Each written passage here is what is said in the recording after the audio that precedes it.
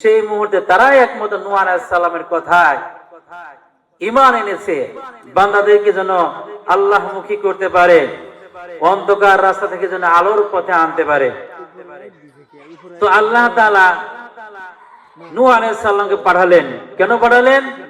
রব্বুল আলামিন সেই কথা কোরআন কারীমের মধ্যে বলেন, ইন্না আরসালনা নূহান ইলা কওমিহি আন আনযির কওমাকা মিন ক্বাবলি আন ইয়াতিয়াহুম আযাবুন আলীম। রব্বুল আলামিন বলেন, আমি নূহকে তার সম্প্রদায়ের নিকটে পাঠালাম যেন তিনি তার সম্প্রদায়কে তাদের কাছে আযাব আসার আগে আমি আল্লাহ তাআলা সম্পর্কে সতর্ক করে দেন। আমি আল্লাহ তাআলা যে আযাব গজব আমার হুকুম না মানলে যে শাস্তি হবে সেগুলো সম্পর্কে যেন তারা সতর্ক করিয়ে দেয়। নূহ আলাইহিস সালাম আল্লাহ তাআলার এই হুকুম অনুযায়ী তিনি তার সম্প্রদায়কে দাওয়াত দিতে শুরু করলেন। নূহ আলাইহিস সালাম বললেন, ক্বালা ইয়া কওমি ইন্নী লাকুম নাযীরুম মুবিন। ও আমার সম্প্রদায়রা, তোমরা শোনো শোনো, আমি আল্লাহ তাআলার পক্ষ থেকে রাসূল হিসেবে প্রেরিত হয়েছি। আমি তোমাদের কাছে একজন সুস্পষ্ট ভীতি প্রদর্শনকারী। তোমরা আমাকে রাসূল হিসেবে মেনে নাও আর আল্লাহ তাআলাকে রব হিসেবে স্বীকার করো, তাহলে আল্লাহ তাআলা তোমাদেরকে মুক্তি দিবেন, নাজাত দিবেন। নূহ আলাইহিস সালাম যখন তার সম্প্রদায়কে এভাবে দাওয়াত দিতে শুরু করলেন আর বললেন, আল্লাহ তাআলাকে স্বীকার করার পাশাপাশি তোমাদেরকে তার ইবাদত বন্দেগী করতে হবে, সেই কথাও আল্লাহ তাআলা বললেন। নূহ আলাইহিস সালাম যা বলেছেন আল্লাহ তাআলা সেই কথাও কোরআনের মধ্যে কোট করেছেন, আনি ইবুদুল্লাহ ওয়াত্তাকুহু ওয়া আতিউন। নূহ আলাইহিস সালাম বলেন, ও আমার সম্প্রদায়রা, শোনো শোনো, তোমরা আল্লাহ তাআলার ইবাদত বন্দেগী করো আর তাকে ভয় করো আর আমাকে তোমরা অনুসরণ করো। নূহ আলাইহিস সালাম যখন এভাবে তার উম্মতদেরকে দাওয়াত দিতে শুরু করলেন, নূহ আলাইহিস সালাম সম্প্রদায়রা তার কথা মানলো না। নূহ আলাইহিস সালামকে নানান ভাবে কথাবার্তা শুরু করতে লাগলো, পাগল বলে গালি দিল, মাথা খারাপ বলে গালি দিতে শুরু করলো। নূহ আলাইহিস সালামের দাওয়াত তারা কবুল করলো না। এভাবে নূহ আলাইহিস সালাম তার সম্প্রদায়কে 950 বছর দাওয়াত দিয়েছেন। 950 বছর দাওয়াত দেওয়ার পরেও তার সম্প্রদায়ের লোকেরা তাকে রাসূল হিসেবে, আল্লাহ তাআলাকে রব হিসেবে স্বীকার করলো না। সামান্য অসহায় গরিব মিসকিন যারা ছিল সেই মুহূর্তে তারাই একমত নূহ আলাইহিস সালামের কথায় ঈমান এনেছে, আল্লাহ তাআলাকে রব হিসেবে স্বীকার করে নিয়েছে। নূহ আলাইহিস সালাম যখন এভাবে দাওয়াত দিতে শুরু করলেন, যখন দাওয়াত দিতে দিতে তার উম্মতদেরকে বোঝাতে শুরু করলেন, দেখা গেল তার উম্মতরা তার কথা শুনে না। আল্লাহ তাআলা বললেন, ও নূহ শোনো, তোমাকে একটি কাজ করতে হবে, সেটি হলো তুমি একটা জাহাজ তৈরি করো, নৌকা বানাও। নূহ আলাইহিস সালামকে আল্লাহ তাআলা বললেন, ও নূহ, তুমি একটা জাহাজ তৈরি করো, ওই জাহাজ বানিয়ে তুমি তোমার সম্প্রদায়ের মধ্যে থেকে যারা ঈমান এনেছে তাদেরকে তুমি ওই নৌকায় আরোহণ করাবে, ওই জাহাজে তুমি তাদেরকে উঠাবে। ওই জাহাজে যারা উঠবে তারাই বিপদ থেকে মুক্তি পেয়ে যাবে। বলেন না সুবহানাল্লাহ।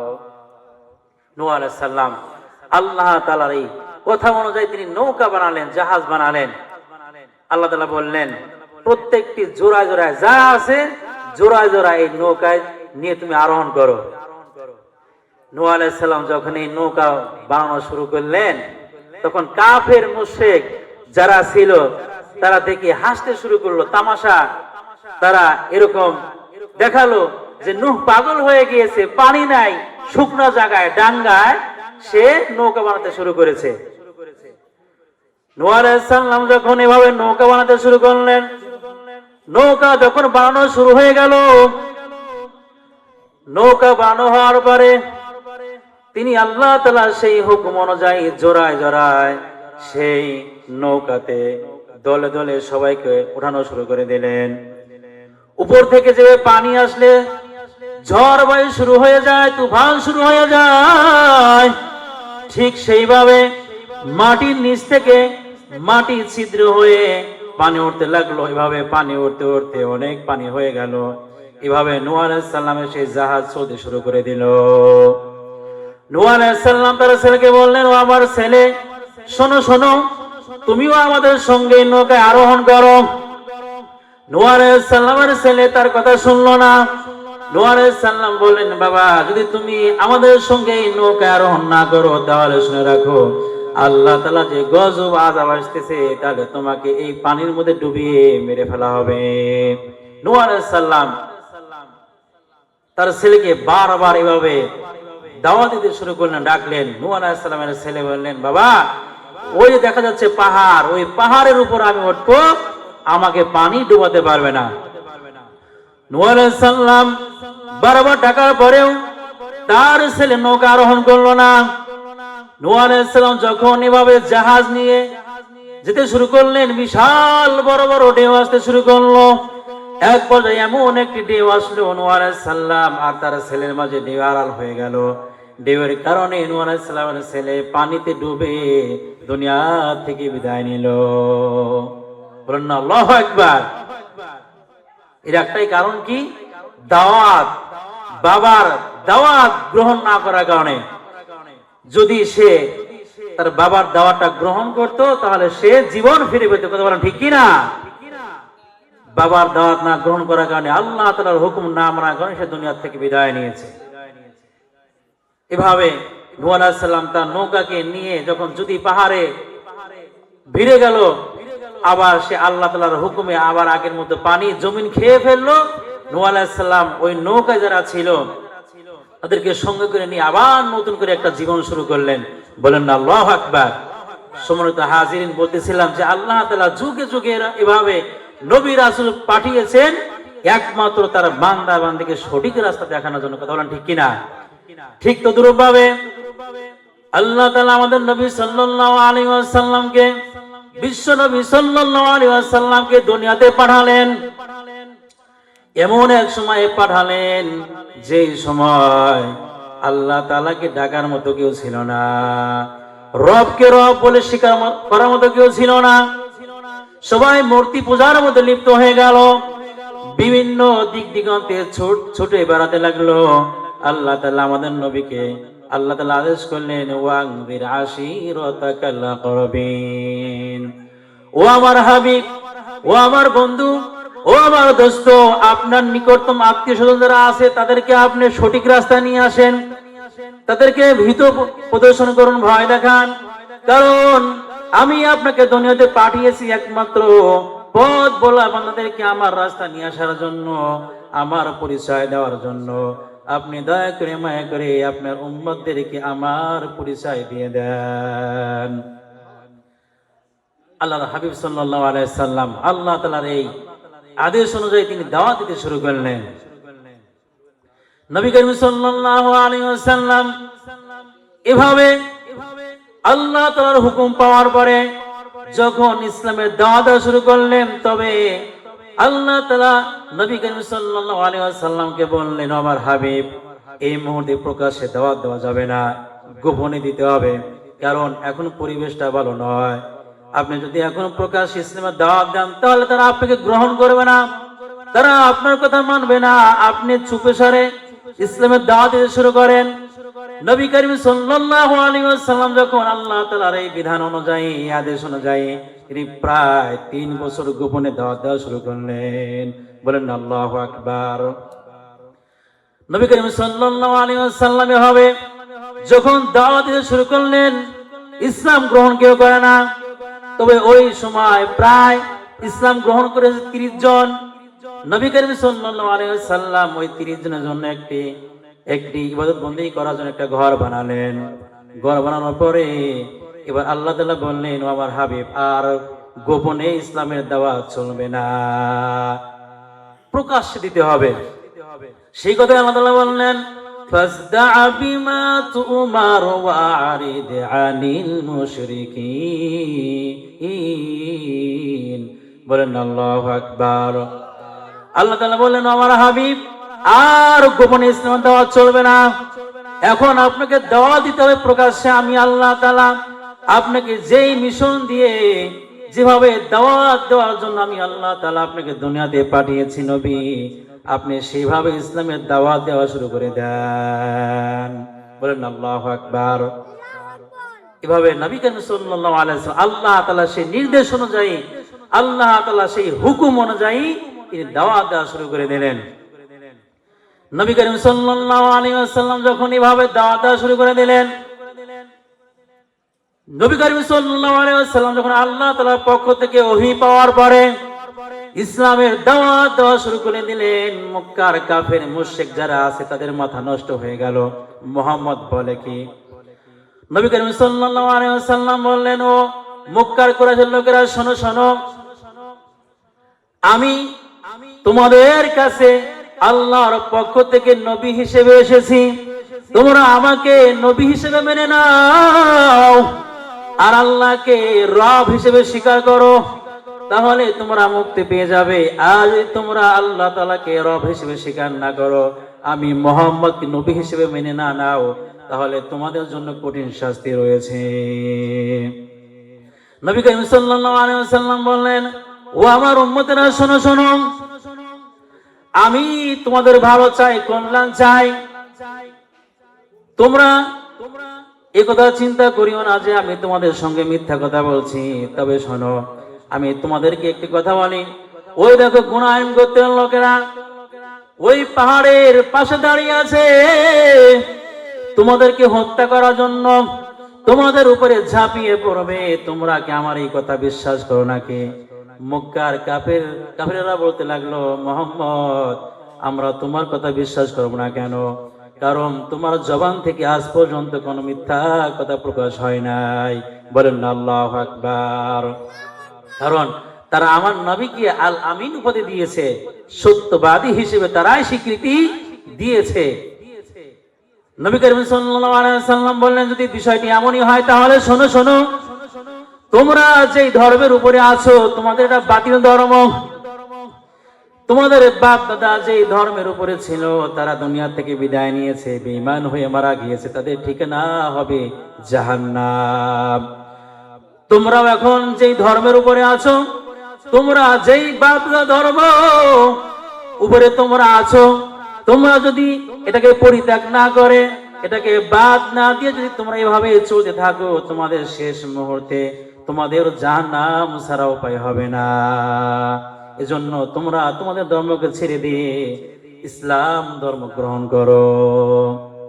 ইসলাম ধর্মের মতো আর কোন ধর্ম আছে? পৃথিবীর মধ্যে কোন ধর্ম আছে? কোথাও নেই। আল্লাহ তাআলা নিজেই বলেন, ইন্নাদ-দীনা ইনদাল্লাহিল ইসলাম। এই পৃথিবীর মধ্যে যত ধর্ম আছে, সবচাইতে উত্তম ধর্মের নাম হলো ইসলাম। কথা বলেন ঠিক কিনা? এজন্য আমরা সবাই ইসলাম ধর্ম পেয়ে সবাই খুশি না বাজার? অন্য অন্য নবীরা এরকম আবদার করেছে, আল্লাহকে দোয়া করেছে, আল্লাহ আমরা যেন আখিরি জামানার নবীর উম্মত হতে পারি। আমরা সেই নবীর উম্মত, আমরা সেই ইসলাম ধর্মের থেকে আমরা সবাই খুশি না বাজার? খুশি হতেই হবে। নবী করিম সাল্লাল্লাহু আলাইহি ওয়াসাল্লাম এভাবে যখন তাদেরকে বোঝাতে লাগলেন, কাফের মুশরিক বেঈমানরা তারা পাগল হয়ে গেল, রাগান্বিত হয়ে গেল, তারা ক্ষিপ্ত হয়ে গেল। কিভাবে মুহাম্মদকে তার কাছ থেকে দূরে সরানো যায়, কিভাবে তাকে এই কাজ থেকে বয়কট করা যায়, কিভাবে তার এই দাওয়াতি মিশনকে বন্ধ করা যায়। নবী করিম সাল্লাল্লাহু আলাইহি ওয়াসাল্লাম চাচা ছিলেন আবু তালেব। সে আবু তালেবের কাছে এসে মক্কার কাফেররা বলতে লাগলো, আপনি আমাদের মুরব্বী, আপনি আমাদের নেতা, আমরা আপনাকে শ্রদ্ধা করি, সম্মান করি, ভক্তি করি।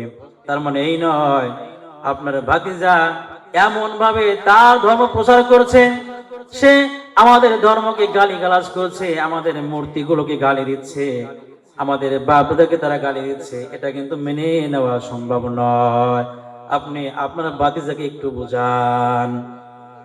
নবী করিম সাল্লাল্লাহু আলাইহি ওয়াসাল্লাম এভাবে দাওয়াত দিচ্ছিলেন, তার চাচা আবু তালেব তাকে পিছন থেকে এভাবে সঙ্গ দিয়ে যাচ্ছিলেন।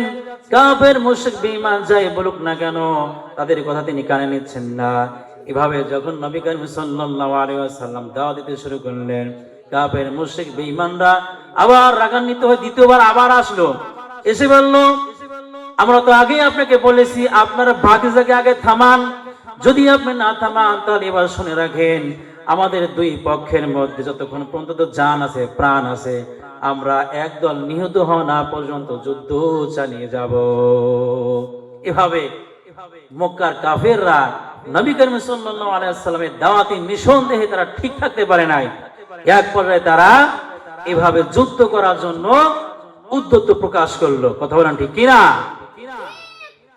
নবী করিম সাল্লাল্লাহু আলাইহি ওয়াসাল্লামকে তার চাচা বলতে লাগলেন, ভাতিজা, আসলে তুমি যেভাবে ইসলামের প্রসার করছো, যেভাবে দাওয়াত দিচ্ছ, এই দাওয়াত শুনে তো কাফের মুশরিক যারা আছে তারা তোমার উপরে তো রাগান্বিত হয়ে গিয়েছে, তুমি তোমার দাওয়াতটাকে একটু বন্ধ করো না। নবী করিম সাল্লাল্লাহু আলাইহি ওয়াসাল্লাম বললেন, চাচা তাহলে শোনেন, যেই আল্লাহ তাআলা আমাকে যেই উদ্দেশ্যে এই দুনিয়াতে পাঠিয়েছেন, আমি সেই আল্লাহ তাআলা আমি সেই আল্লাহ তাআলার বিধান এই জমিনে বাস্তবায়ন করার জন্য যদি আমার জান প্রাণ দিতে হয়, তো আমি মুহাম্মদ এই দাওয়াত থেকে এক পাও পিছপা হব না। কথা বলেন ঠিক কিনা? নবী করিম সাল্লাল্লাহু আলাইহি ওয়াসাল্লাম বললেন, চাচা শোনেন, যদি মক্কার কাফের মুশরিক বেঈমান তারা যদি আমার এক হাতে চাঁদ এনে দেয় আর এক হাতে সূর্য এনে দেয়, তারা যদি আমাকে ভাই প্রস্তাব করে, ও মুহাম্মদ তুমি কি চাও, তুমি কি মক্কার মধ্যে বড় লিডার হতে চাও নাকি? যদি তুমি বড় লিডার হতে চাও, আমরা তোমাকে নেতা বানিয়ে দেব। আর তুমি বড় ধনী হতে চাও, প্রভাবশালী ব্যক্তি হতে চাও, তাহলে আমাদেরকে বলো, আমরা তোমাকে অনেক অঢেল সম্পদের মালিক বানিয়ে দেব। আর তুমি এটা না চাও, তুমি যদি চাও মক্কার মধ্যে অনেক সুশ্রী অনেক সুন্দরী মেয়ে রয়েছে, মহিলা রয়েছে, তাদের মধ্য থেকে যদি তুমি কাউকে বিয়ে করতে চাও, তাহলে বলো, আমরা ওই সম্ভ্রান্ত পরিবারের মেয়ের সঙ্গে তোমাকে বিয়ে করিয়ে দেই। আমার নবীকে এগুলো লোভ ছিল? চিল্লায় বলেন লোভ ছিল? আমার নবীর মধ্যে এগুলো কিঞ্চিত পরিমাণও টাচ করেনি, তিনি কখন এগুলো ভেবেও দেখেনি, চিন্তাও তিনি করেননি।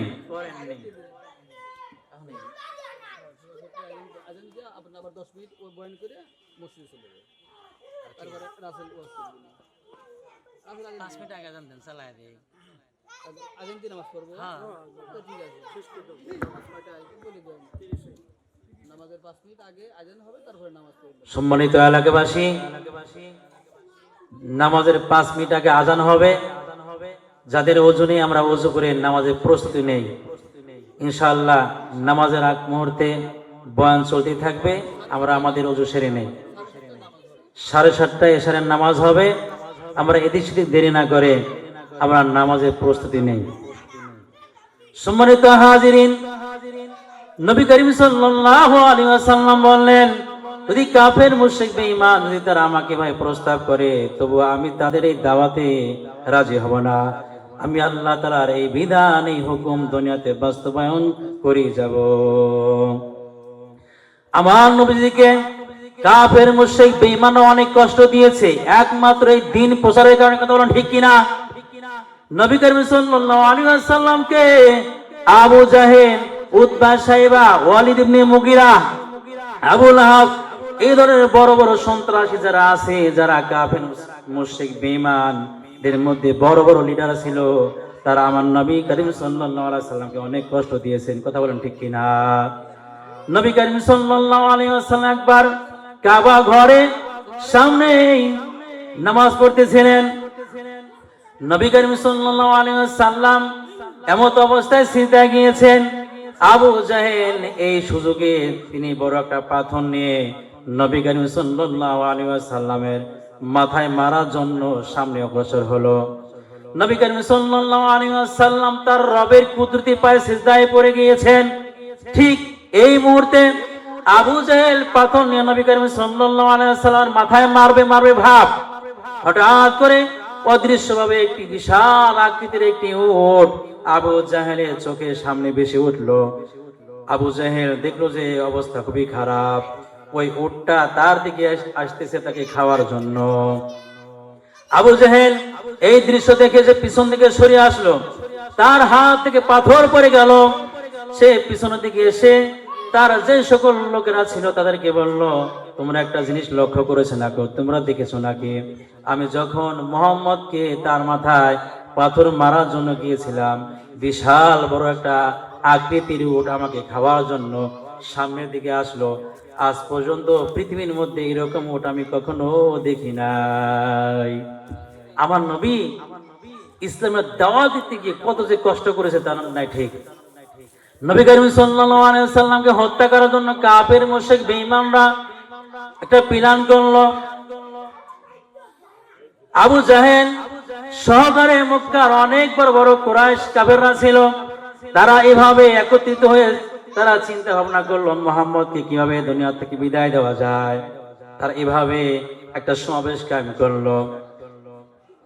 সেই সমাবেশে বৃদ্ধ একজন ব্যক্তি উপস্থিত হতে লাগলো। এই বৃদ্ধর উপস্থিত হওয়ার কারণে আবু জাহেল সহকারে যারা সেখানে ছিল তারা একটু অন্যরকম ভাব প্রকাশ করলো, তারা একটু বিরক্ত ভাব প্রকাশ করলো, কারণ তারা এমন একটি বিষয়ে এমন একটি সিদ্ধান্তে তারা উপনীত হতে যাচ্ছে যেখানে অন্য কোনো ব্যক্তি যেন না আসে। ওই বৃদ্ধ লোকটি তাদের মনোভাব, তাদের মনের কথা বুঝতে পেরে সে বলল, তোমরা যে বিষয়ে আলোচনা করছো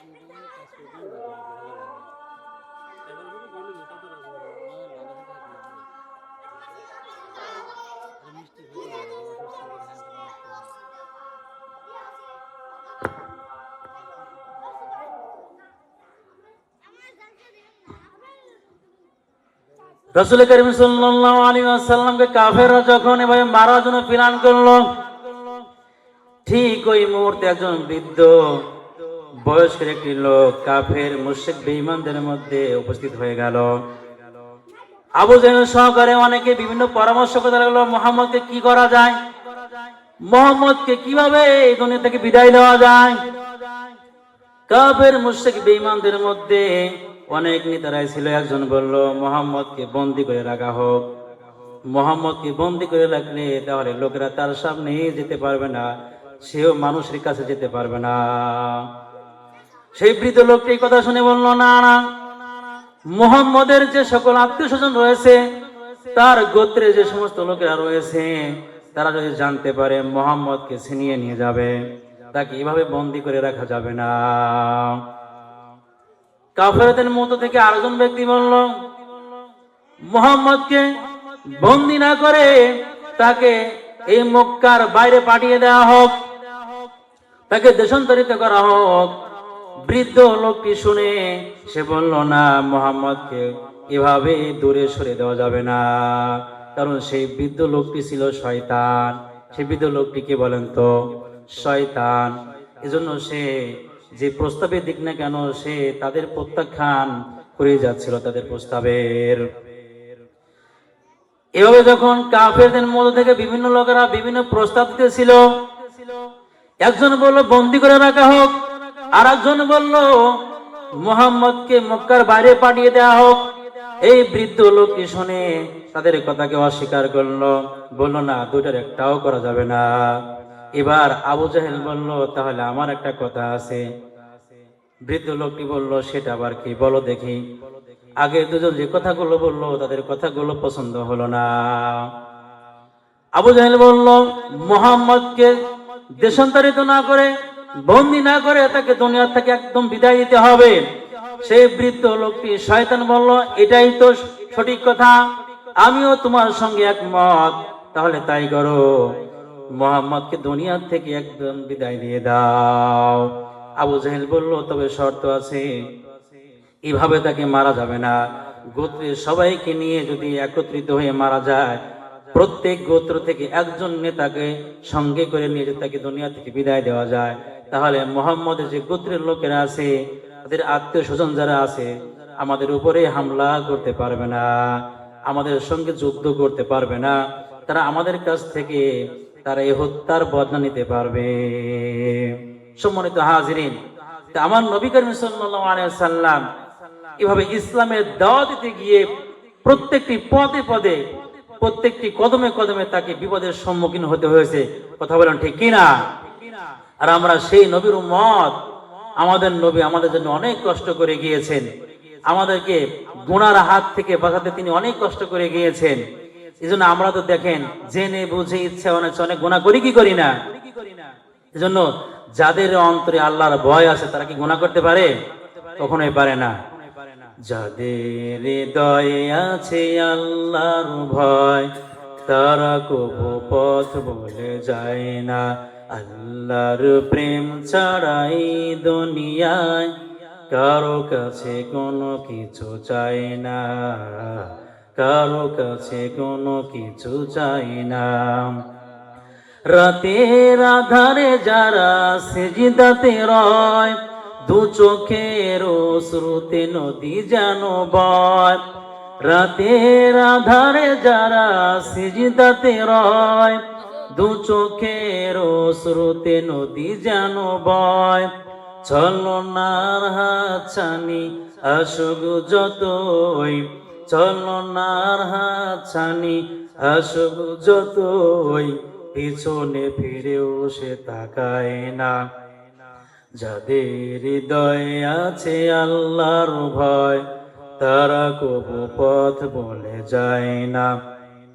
আল্লাহর প্রেম ছাড়াই দুনিয়ায় কারো কাছে কোনো কিছু চাই না, কারো কাছে কোনো কিছু চাই না।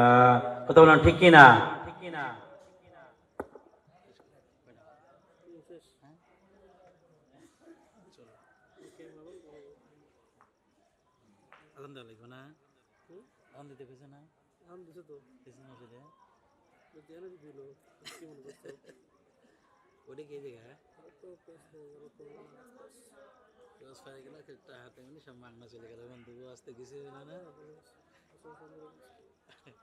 আস্তে আস্তে কিছু হলো না, সব বলে বলে গেল। ওই যে গ্যাপ গুলো আছে না, সিস্টেম